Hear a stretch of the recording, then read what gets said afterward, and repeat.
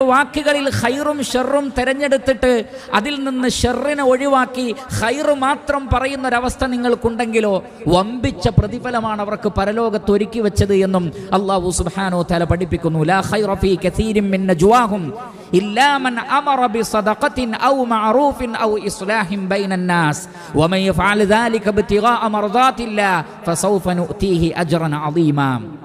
അല്ലാഹു സുബ്ഹാനഹു വ തആല പറയുകയാണ്, നിങ്ങളുടെ സംസാരങ്ങളിൽ അധികവും ഖൈറില്ല, മറിച്ച് അധികവും ഷർറാണ്.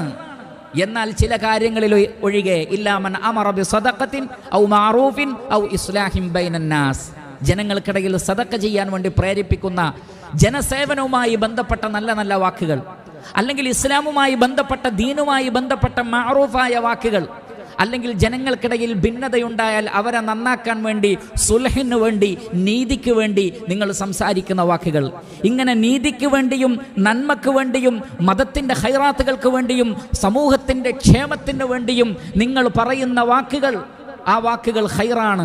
അതിനപ്പുറത്തുള്ളതിലെല്ലാം ഷർറാണ് ഉള്ളത്. ആരെങ്കിലും അള്ളാഹുവിൻ്റെ പ്രതിഫലം ആഗ്രഹിച്ചുകൊണ്ട് ആ നിലക്ക് ഷർറിനെ സംബന്ധിച്ച് മിണ്ടാതിരിക്കുകയും ഖൈറുകളിൽ മാത്രം നാവിനെ ഉപയോഗപ്പെടുത്തുകയും ചെയ്താൽ ഫസൗഫ നുഅതീഹി അജ്റൻ അദീമാ, വമ്പിച്ച പ്രതിഫലം നാം അവർക്ക് നൽകുന്നതാണ് എന്നാണ്.